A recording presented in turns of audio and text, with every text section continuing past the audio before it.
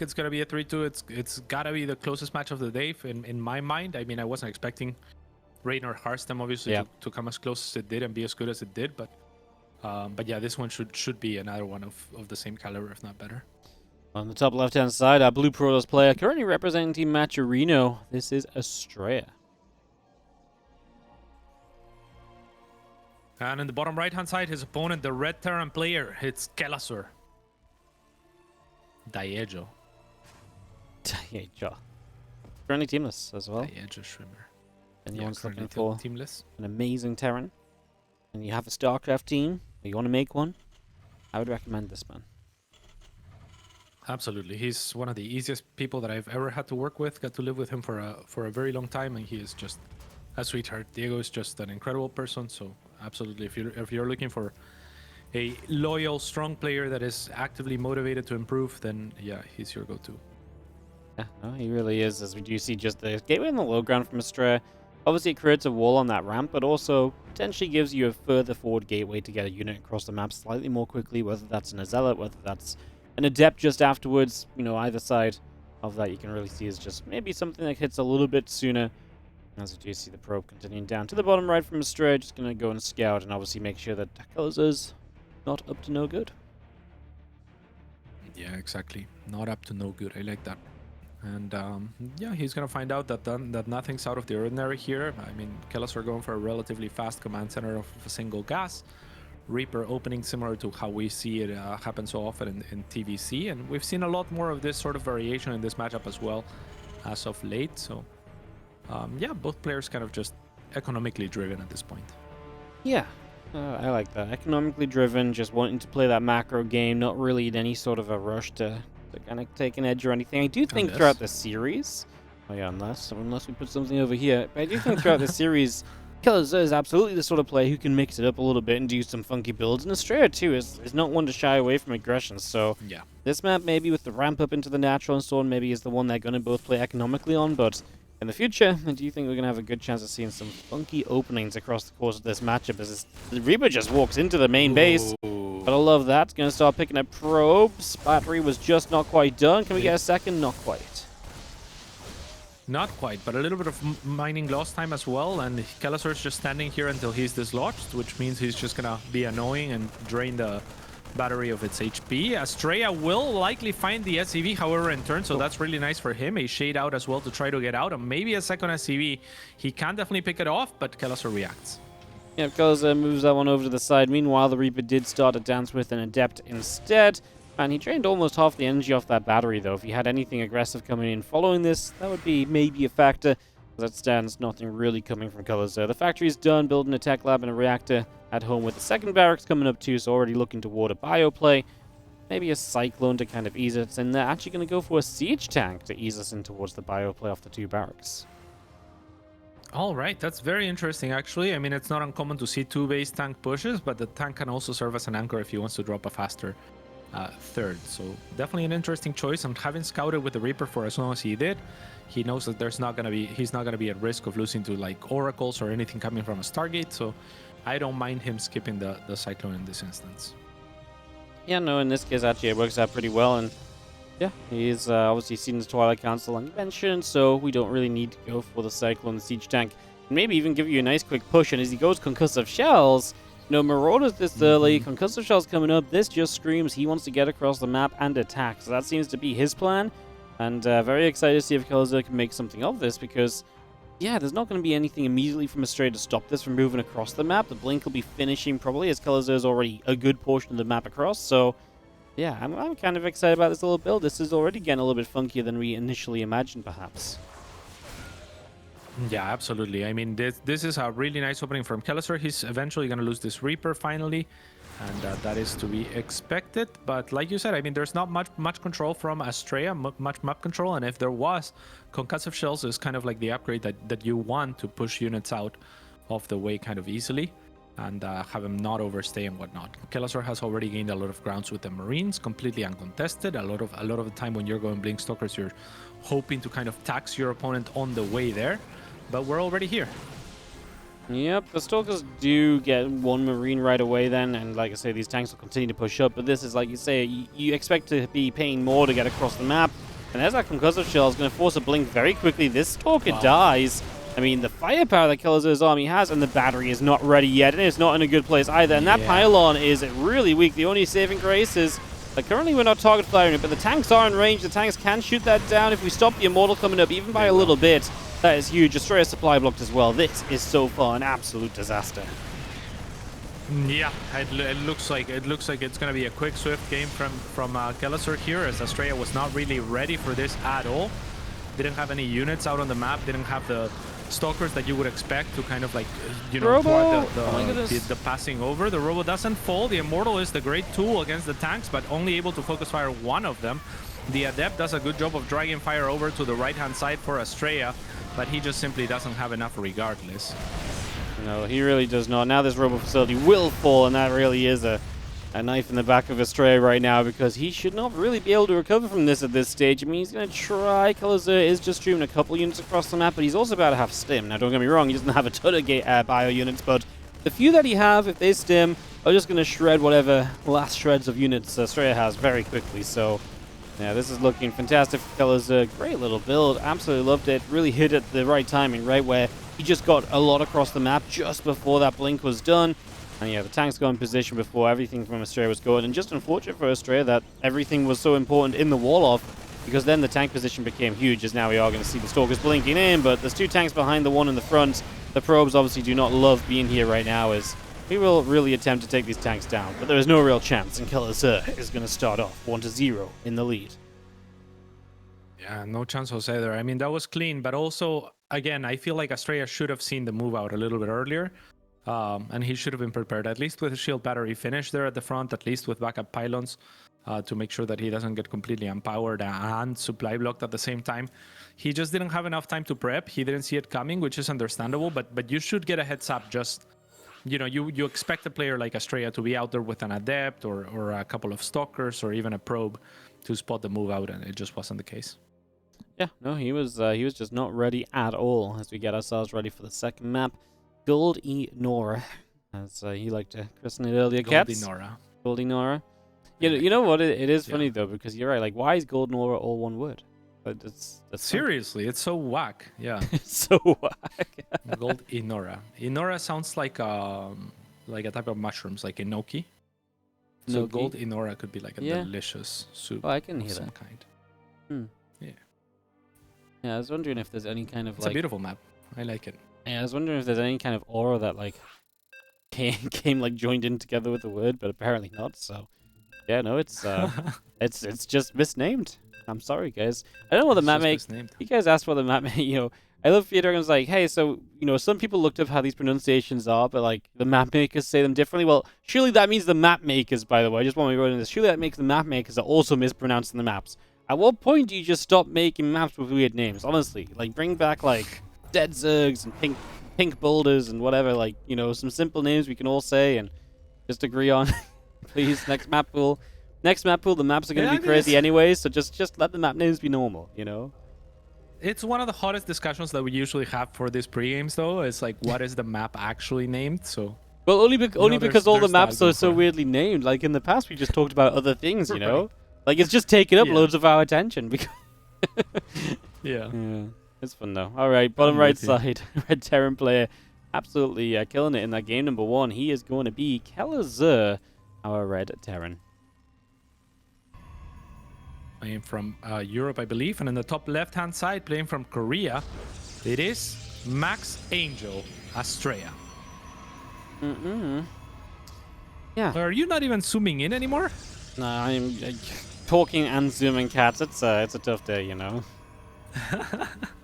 Fair. I don't know. I feel like I did a lot of zooming today. Just being a bit lazy with the mouse movement. I'm sorry. I'll zoom in next time, okay? That's fair. Okay. I wasn't kidding about your mustache, by the way. Looking really nice. Thank you, cats. Appreciate it. I need to trim it a little bit. It's kind of annoying me. A little bit too long.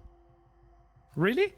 Yeah. But it's the longest you've had it in a while, right? Like it looks very full. I feel like it gets like this every couple of weeks, every 2 or 3 weeks. Just gets. Oh, okay.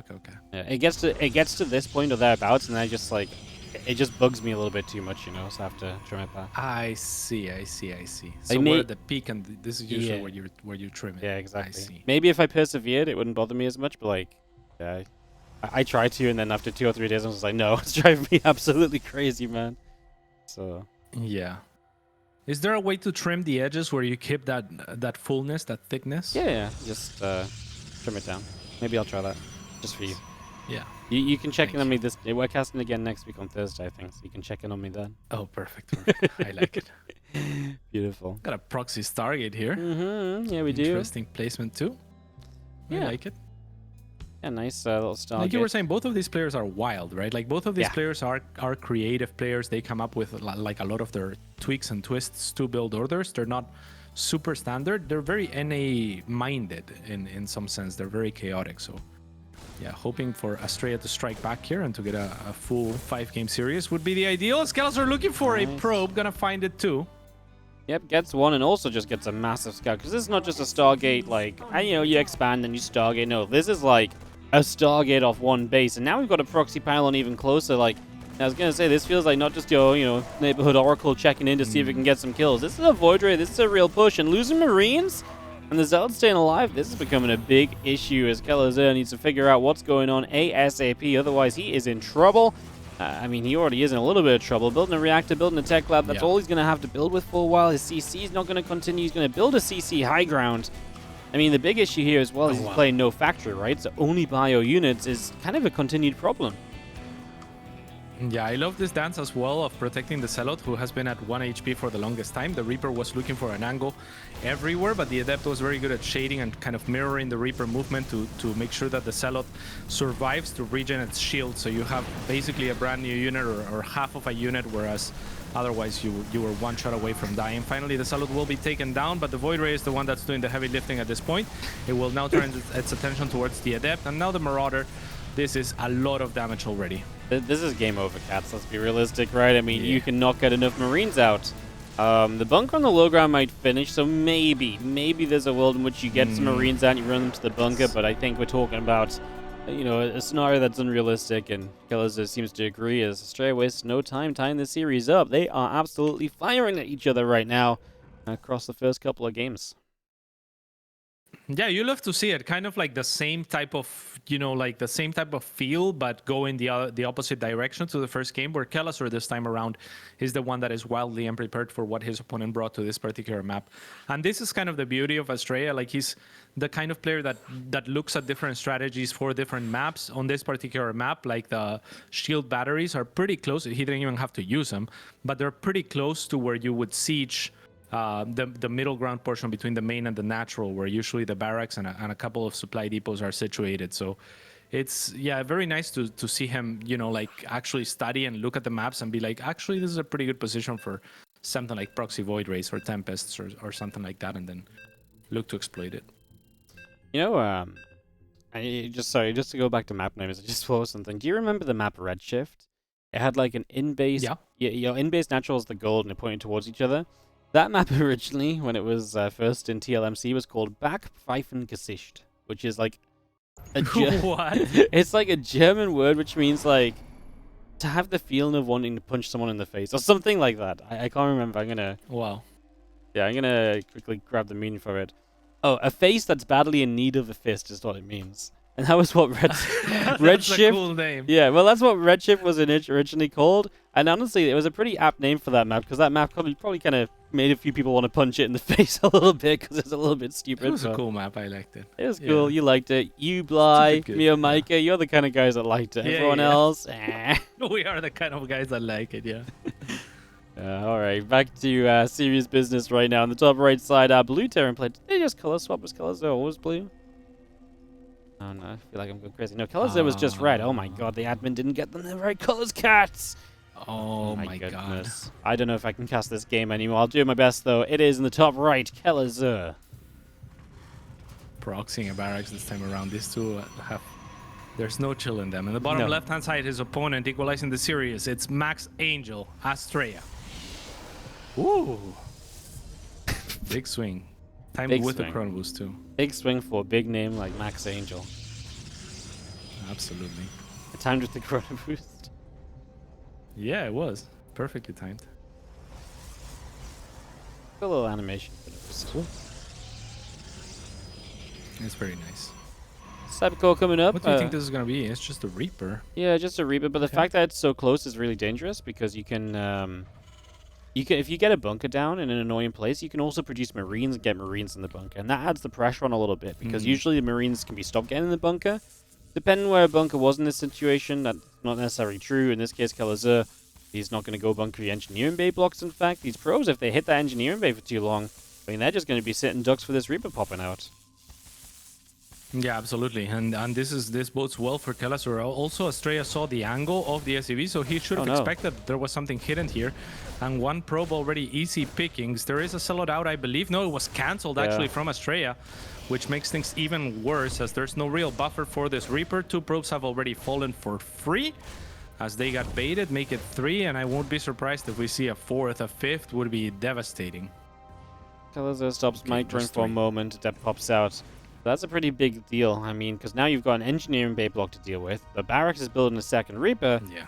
And you're just kind of stuck. Twilight Council, I can only imagine this is... Actually, I don't know. Like, maybe you play kind of like a one-base blink, then expand or something. I kind of thought, like, maybe it's just going to be like, screw it, DTs, let's go, you know? Something like full commitment. Kind of could be wild. Yeah, I wouldn't mind that. I kind of like it. I mean, it sucks for Astrea right now. He's floating a lot of money that he really doesn't have the means to use, right? And the Reapers are doing a wonderful job of attacking when they see that the eBay is getting focused. He knows, Kelazhur, that there's not going to be units to answer the Reapers on the other side. So that's exactly what he's going for here. As soon as the units move for the eBay that Astrea desperately needs to kill, the Reapers go in the main. And there's not a shield battery here, which is understandable as well, because you've already taken so much damage. You have to look for some corners to cut. But yeah, it's making it harder and harder for Astrea, who will finally be able to get rid of the eBay. But look at the money. Yeah, 650 minerals in the bank. That's so much. Obviously, it's a delayed Nexus anyways. Never mind the plus 250 minerals you wait for here. Okay, Blink on the way out. Yeah, I mean, you kind of put a lot of reliance on that Blink to hope you can do something, but as Blink comes up so quickly to then drop a Nexus, now you're not even really going to have the gateways to utilize that Blink in a big way the first moment that it's ready here. So, yeah, I feel like this is just Kelazhur absolutely winning that early game build order fight. Huge, right? And maybe the blink makes sense if there's a follow-up like mine aggression or something of the likes from Kelazhur. Actually, somewhat luckily for Max Angel, there is a couple of cyclones, but the adept spotting the medevac is almost a blessing in disguise for Kelazhur, because now he doesn't and he shouldn't try to do damage with his cyclone drop. Whereas before, he might have gotten caught by the Blink Stalkers, which were very early, right? And now that seems very unlikely, so he's more likely to retain the economic lead that he created for himself. Nice, sends the medevac back out on the map. But yeah, I kind of agree with you, right? Because if you just don't send it out here, then you have those cyclones at home, and that should generally help you out a good bit. Dark Shrine is now on the way from Astrea, so he is going to dig deep into his pockets in terms of what he can do. Blink is not far from finishing. The Stalkers are poisoned in the main and held back, so they can blink on top of the medevac when it's too deep to retreat. Knock these first 2 Cyclones down, you do take away a little bit of the power that Kelazhur has. If Kelazhur was to keep these Cyclones alive, that would be amazing because they're a threat. But then Astrea has to continue respecting, and the Reaper's going to draw Stalkers out the way into the natural. Perfect. Oh, come on. Yeah, that's not acceptable. That's so many Stalkers to pull for a single Reaper when you know that your opponent has a medevac and cyclones that you should be looking to punish in order to get back into this game. Again, I don't love this move from Kelazhur to go out with the cyclones in the first place. If all 5 stalkers had been in the main, there's a good shot you lose both and the medevac without doing any damage, and then you're back in the game if you're Astrea, right? So, and that's kind of what he was banking on with the Blink Avenue. Is I hope you do something like mine drops or cyclone drops or something that makes me equalize by you making a mistake, rather than me creating the opportunity by investing into this. Well, you could just be double expanding or something. Yeah, no, I mean, I think Astrea is definitely... I mean, Astrea needs something to work, right? He needs something to click very soon because things are just not quite going right for him. He has got that Dark Shrine up, though, so maybe opportunities abound as the tank defensively is well placed. There is an engineering bay from Kelazhur. Obviously, he will not have turrets immediately. He is starting to save energy past 50 on one of his orbitals, so scans available for DTs may be a factor. If that's the case, that could be very good for him as the first DT does just now warp in. Yeah, no turrets still, though.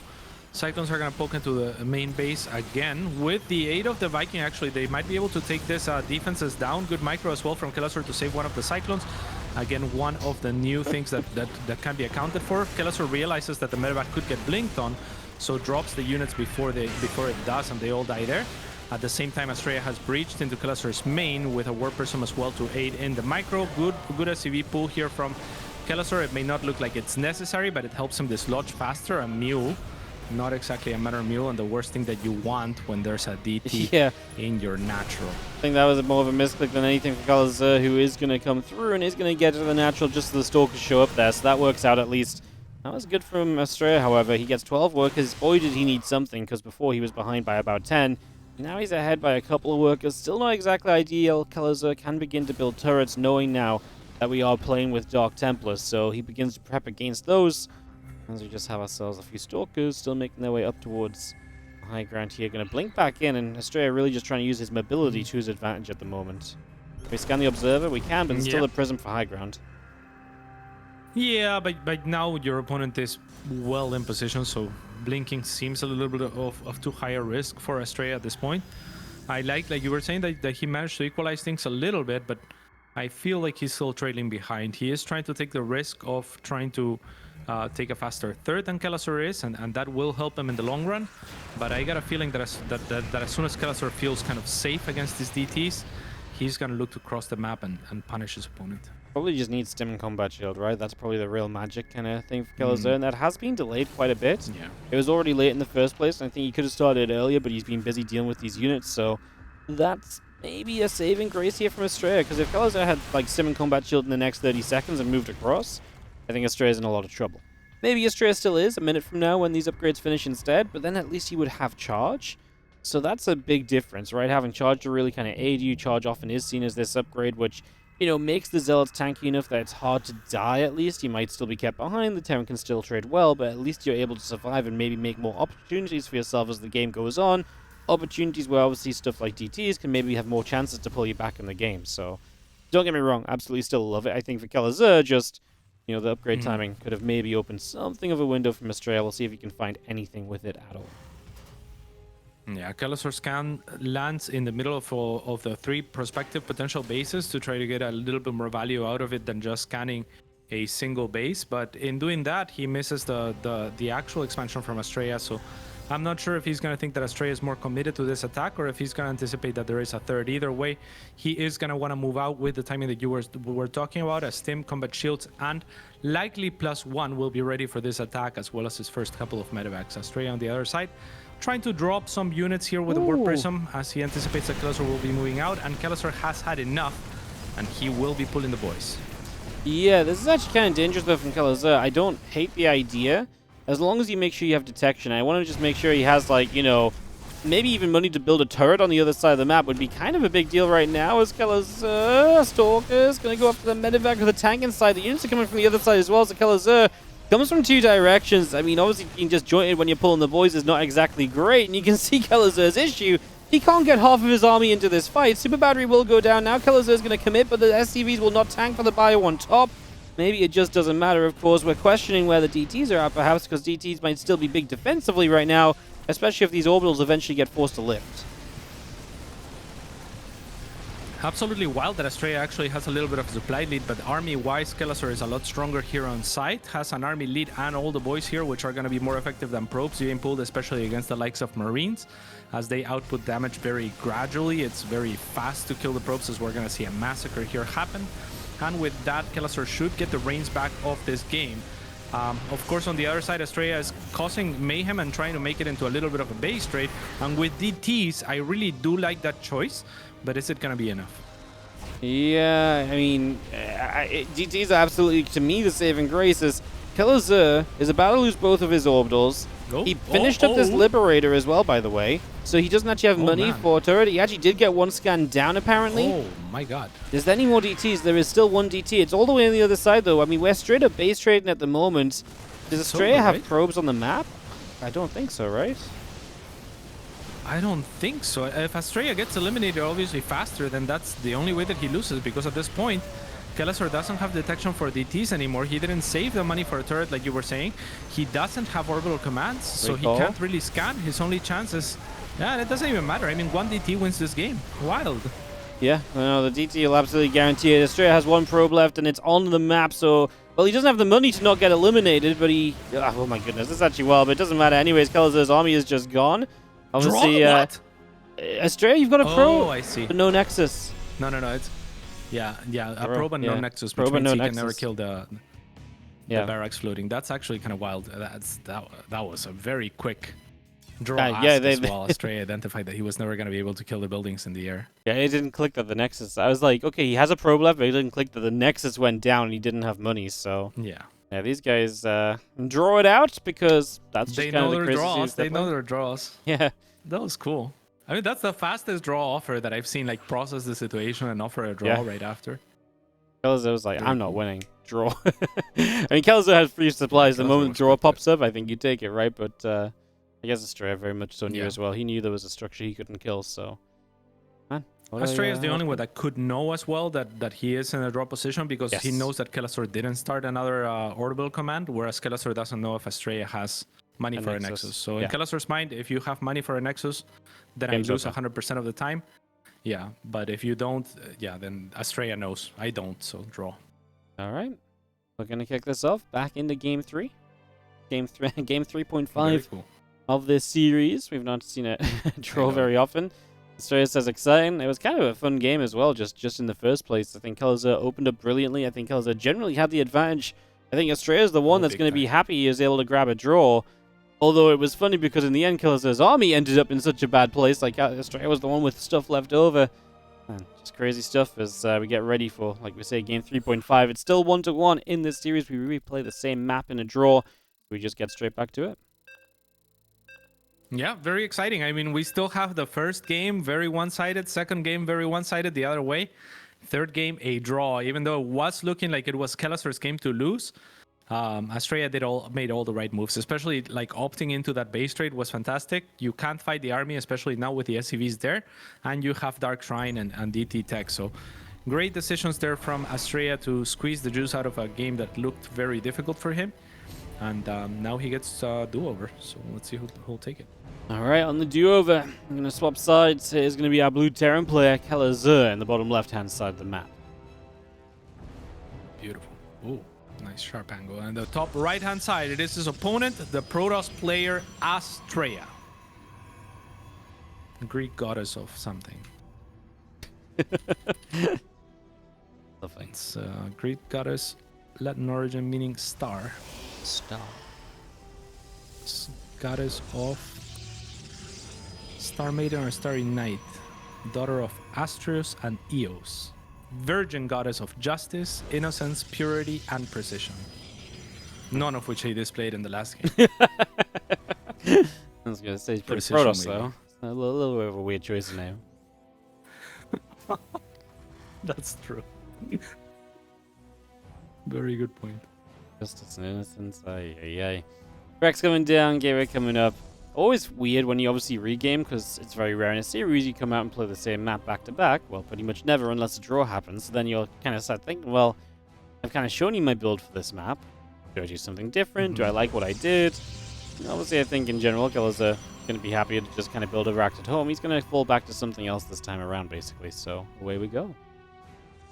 Yeah, which kind of sucks for him because, I mean, that opening was very fruitful for him last time around. And this time around, Astrea also aware of the possibility, as he should be. Takes the extra little time to scout, so good on Kelazhur to not do it, but also you're not going to have that great of a start, right? Like, not comparatively. Yeah, no, the start's going to be a lot slower from Kelazhur's point of view. As the SCV moves across, we'll see the expansion a lot of the time. That's just what you want to confirm. Make sure your opponent is indeed expanding. And make sure it's not something like what we saw in game number 2, which was obviously that Nexus being skipped over for that super proxy Stargate into Void Ray play. Yeah, which was rather nasty as well.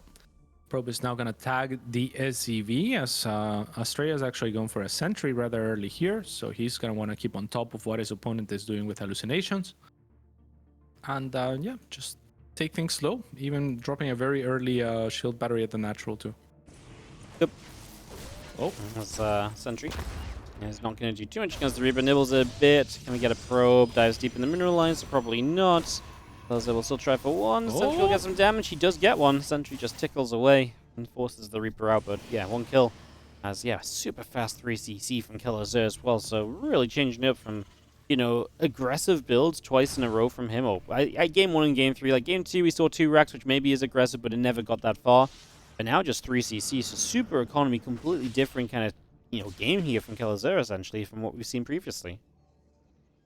Yeah, and I can't help but to feel that it's almost an adaptation to the Sentry, and if it's not, then it's a great choice regardless, because you know that you're going to be spotted, so whatever aggressive option you had before is going to be known from your opponent, who has a unit that really doesn't help him all that much, like defensively or to scale into an attack or anything of the sorts, right? So I really like that Kelazhur sees that and says, okay, you can scout me, like, you know, what can you do? Like, it's not like you get the information of me going Widowmine drops or like for some very fast tank push like we've seen him do before or anything like that.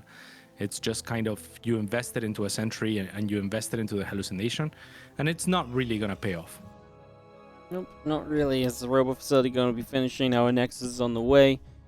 We've got ourselves the very different just style of play from Astrea too, right? Takes his own third Nexus, playing that Robo, just gonna go straight into a Robo Bay, man. Just gonna rush out some Colossus, and dare we may even suggest the potential of like a Colossus drop. When you've got a Robo Bay this early, obviously you can make a Colossus, you can get Prism Speed.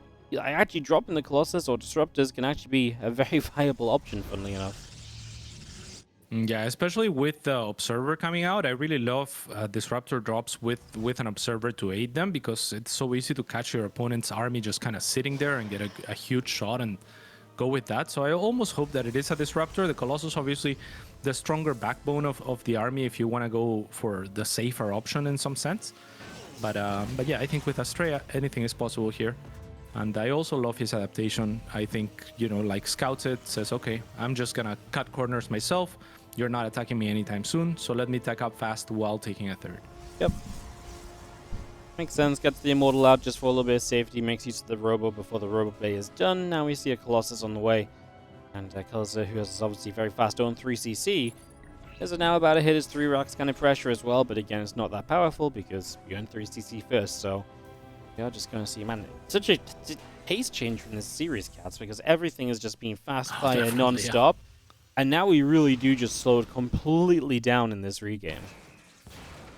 Yeah, but I love the way that we've gotten here, right? It hasn't been like both players just completely like switched off of it. It's in my mind, at least, like what they've seen and the information that they've gathered that like leads them to believe that this is the best course of action. It's like some mind games involved and some adaptation involved, and it's good. It's good. It's the setting for a great game upcoming. And now Kelazhur looking to throw a wrench with kind of like a random timing without medevacs, looking to catch his opponent off guard yet again.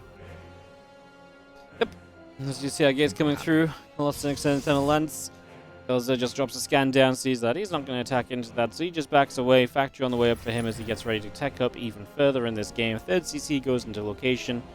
And we just sit back and big map Alkaini as well, right? So I mean, if you do just sit back and macro, you could really get into a very long game. 4 bases are easily reached as well, so yeah, very cool. Yep. Scan will pick off the Observer, as now Astrea seems to be the one that's ready to move out. Gonna force a huge stim out of Kelazhur, who still doesn't have any medevacs to rely on. Does he even have a starport? Not really. That could be genuinely an issue. Stim hurts. Like, if Astrea pushes, like, you can't stim that much as Kelazhur. There's force fields to support from Astrea. Colossus are going to hurt this army a lot. This is actually genuinely quite problematic. I mean, Kelazhur is well spread out. He will scan on top of that. He sees what's coming towards him, but the lack of the starport is really going to start sinking in deep and affecting him if Astrea commits to this, which it really seems like he wants to, Cats. He wants to. If you're Kelazhur, I would love to see some sort of 360s around, because you want to take a brief, short, and sweet engagement. The longer the engagement goes, the worse it is for you, because you have your stim to account for. You need to pull the SCVs, you need a flank, and you need to make this end sooner rather than later. There it is. There's the flank. There's the SCV pull. Beautiful force fields, however, from Astrea to mitigate this surface area on the right-hand side on the front. So the left is going to have to retreat as well. And that is a huge stim forced on both ends. So not looking too good for Kelazhur. On the bright side, there's very few force fields remaining. Might need a second SCV pull from the natural and maybe the third. because again, you need to make this engagement brief if you're Kelazhur. Without medevacs, you have no sustain, and now it's gonna start showing here. Oh my Jeez. goodness, that is painful. Yeah, this is when greed meets greed, you know. And at the end of the day, the greed of Protoss is just better than the greed of Terran. Kelazhur set up for this game. Astrea read it perfectly, did the right thing, and right now Kelazhur is not showing himself any options. He did just finish 1-1, but man, these units in this bottom side are in so much trouble. We pop a Guardian Shield. Astrea knows it's happening. Colossi should step downwards to get away from the bio on the top. I mean, Astrea is not going to touch anything, and Kelazhur is not going to touch anything, sorry, and Astrea is going to take this game, and now it's 2-1. As, man, I was setting up for the big old macro game, but Astrea just says, yeah, I'm macroing so hard. I'm just going to win out. And that really is just a case of that's why you don't let Protoss do what they want, right? And, you know, this build from Kelazhur is fine if you get away with being greedy and the Protoss plays, you know, scared and all the rest of it, etc., right? But when Astrea plays greedy himself, yeah, it's an unfair situation. It's an unfair match, quite frankly. Yeah, most definitely. And especially, like you said, this is such a long map, such a big map, that I didn't really like the follow-up from Kelazhur from the greed itself. Like, I think the greed was like okay-ish, but maybe instead of dropping 3 barracks, you start taking up a little bit faster. You need some tanks to anchor or something to back up your greedy play, other than I'm gonna hope to cross the map and that you're unprepared, because that's what he was going for, right? He was saying, I've been greedy, you know I've been greedy, so I'm gonna make a bunch of units at an unexpected timing and hit you. But then he scans and he says, actually, I can't hit you. But now I invested into this army. I have no medevacs. I have no tanks. So yeah, what can you do? There's just no sustain there. So again, the only chance for Kelazhur was to get a full surround and end that engagement as soon as possible, because, you know, otherwise you're stimming more than once. It's already going to start taxing you, and the Colossus can start poking and just killing your army for free. It's just not ideal. Not ideal at all, man. I agree. Like, 3 CC and then you try and go 3 racks. Like, there's just no power there if the Protoss is prepared. Like, and that was with Astrea being greedy. It's like, we're saying he's being greedy, but then when the 3 racks of units show up, it's like, oh, you've been greedy and you're still, you know, I'm still scared of attacking into you. Like, that's where you've got to realize something is wrong. And the Colossi come out and there's just no answer. The lateness of the starport is really a big problem as well. You went 4th and 5th racks before the extra starport, and that just means that you don't have any healing. So every time you stim, it hurts. Every time a Colossus hits you, it hurts. And that's permanent damage. So Astrea played it right, you know. Took 1 fight, wasn't super committed, backed away, used the force fields, because that was a lot of permanent damage done across the army. It was great from Astrea, well executed from him. And Solaris will be mapped for Astrea just on a quick 2-minute break. When he returns, we'll get into this 4th map of the series, and Astrea is on match point. Yeah, I love the force fields, right? Really understanding his position. It's just like, just need to buy time and fight 1/2 of the army. Yeah, because he was sitting in kind of an open area, but if you close one of the paths, you're good. Yeah, it wasn't one of those moments where it was like, it wasn't one of those moments where it's like, oh yeah, I'm going to try and cut this in half. It was like, no, I just need to block this out, and I can take the other side of the fight, right? So, you know, there's a lot of times where you want to cut the army in half and catch units, but no, he blocked it off completely, and then when he realized the other side was retreating, then he cut that part in half and got a few extra Marines for free. Yeah, you're right. Great spellcast usage from Astrea. Read the situation well. Yeah. Solaris is an aggressive map in my eyes, cats. We might just turn away from that triple CC greed and be right back in the face of aggression here in just a moment as Game 4, for real this time, starts up. All right. Rooting for Kelazhur for this one. I want a 6-game series. Yeah, this is a 5th game series already. Regardless. Yeah. Well, we want 6. We spawning. 6. Are you loaded? Yeah, we're good. Spawning in the top right-hand side, it is Diego Schwimmer, Kelazhur. Looking for a team. Not even getting assumed, though, to try to sell him. Oh, sorry. Yeah, you can buy this sweet blue Terran player as much as you need. The best. He will play StarCraft and represent you. He'll be a good guy. Yeah. Good image. Good PR. Yeah, good image. Yeah, one more zoom, just in case you really need to see the CC. Your team logo could be right here. Right here. Right there. Right there, yeah. Bottom left, our Red Bros player from Maturino, Astrea, and his team logo is right there, just in case you need an example. Lovely. Beautiful. You reckon we get commission if Diego gets a team now? It would be cool. It would be cool if they started giving commissions out. Yeah, you know, Cardi Z really convinced me to, you know, pick you up. So we're gonna give them 20%. 20%. Yeah, man. Jeez. And that's gonna launch That's the Cardi awesome. Z, you know, merchandise range as well. Oh, now it all makes sense. Yeah, Yeah. yeah. Cardisi merchandise. We're doing the hats, golden chains. This is the Absolutely. plan. Reaper on the way. Nexus coming up. Kelazhur, very safe. Yeah, very safe. Safe opening from Kelazhur. Nothing too exciting. I was kind of expecting some cheesiness from him here, but not gonna be the case. Just standard double gas opening this time around. So not even playing for that more economic version where he tends to be a little bit greedier. This will give him some tech options, right? But this also means there's some pressure on him to do some damage in the mid game, as Astrea is gonna use a recall on his probe. Wants that probe back home, nothing wrong with that. Someone did the math at one point and decided it was in fact worthwhile overusing it at Chrono Boost in that scenario, so there you go. The math was done, we don't have to worry about it, just know that it's worthwhile, and so he did it. Yeah. Otherwise, yeah, this is just waiting for this Reaper to show up, and Factory, long before the CC, like you mentioned, Cats, this is just Kelazhur being pretty darn safe about his opening and about how he gets set up, so not really anything too surprising on that regard, in all honesty. Yeah, but when he scouts this and sees, okay, you are actually still being greedy and whatnot, this is where he has to know that he needs to do some equalizing damage at some point soon. And maybe it's going to be this Cyclone drop that we see, at least to try and poke and try to make something happening, as there's going to be a starport a lot earlier than last time around. Yep. Let's just have our Cyclone coming through, starport coming up. We'll see what exactly Kelazhur wants to dive deep into. The Reaper continues to move around, and that gateway is about to finish, so Astrea just getting his gateway count up into that robo facility again, Cats. Really is a style that sort of sits back a little bit because you don't have the pressure of, you know, any Stargate unit or the potential map control of Blink. It just sort of says, cool, I'll get observers out, maybe at best a prism with a couple of basic gateway units in it at first. So, yeah, it feels like the robo is almost kind of got the least potential of the kind of the trio of tech that a Protoss could pick from. But obviously, overall, it's still very solid. It's just because it's got that lower potential, we don't see it used kind of as much. Yeah, and also maybe playing to the player a little bit, right? Like where Astrea is the type of player that will throw in his own wrenches and like his own wacky strategies. Against Kelazhur, the way that we see Special succeed a lot of the time is, it feels like to me that he just decides to take on the defensive posture and he can do it well enough. So this is going to be that test for Astrea this time around, being a player that's not always, you know, used to being super defensive, that is used to throwing his own wrenches, if he can put up with the aggression of Kelazhur, who's an expert at it. Minivec gonna hop into the main base. Love this little corner, of course, as Astrea just does not see it, so you're gonna get a full upload, 2 Cyclones, 6 Marines.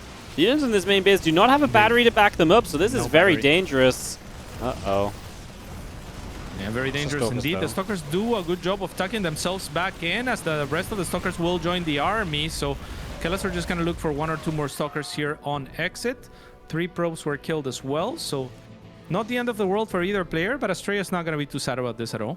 Astrea actually traded better in the end. 2 Cyclones and the Medivac actually add up to a fair amount. So yeah, it's actually more costly for Kelazhur than initially seen. It felt like that was the moment he was going to kill the Stalkers and the Sentry and then just kill a bunch of probes, but the Stalkers from the Natural really did save the day, and this probe trying to build a third is going to spot this Liberator flying right overhead, so now you know where to put your Stalkers. Well, you should know where to put your Stalkers to try and deal with that. Liberator's going to siege up. Astrea maybe a little slow to pull over. He will lose actually nothing because the Stalker will take the shot, so no target fire from Kelazhur, and Astrea is going to be happy about that. Yeah, could have been 2 probes. Could have been 2 probes at least. And unfortunately for Kelazhur, I mean, he didn't have anything else going on either, so I'm not sure why he chooses to even go through with it after it gets spotted by the third. But yeah, I mean, that's 2 failed aggressions basically to open up this game on the side of Kelazhur. Astrea is going to be confident now taking his third base and even taking up to Storm. So things looking pretty good for the Protoss here. Yep. Everything looking pretty nice as our Storm comes up, our charge comes through, High Temple on the way, extra gates are producing. It's got that Nexus coming down on the third base as well, so I like where Astrea is at, honestly. Like, he's going to have Storm before the stim on the map. It feels like he's going to have full control of the next few minutes of this game. It really does feel that way. He doesn't even have to be aggressive, right? Like, he could just look for a fourth if he wants to, if he sees that Kelazhur is opting into a third. At the moment, Kelazhur just dropped the third actually in his natural, while still adding a little bit more barracks in the main. But yeah, I don't really see an aggressive option for Kelazhur up until he gets ghosts, right? And this storm from Astrea is so freaking early. I mean, he could even do storm drops if he wants to. Yep. Yeah, that storm about to finish up, so yeah, I actually love the idea. Storm drops would be kind of fun. Actually, a way to get some damage done as well, and maybe just sneak in. A little dangerous perhaps with the tanks nearby, but yeah, possibility. Just need that prism to decide what it wants to do, what we feel in Astrea. Ah, there we go, Cat. One storm drop.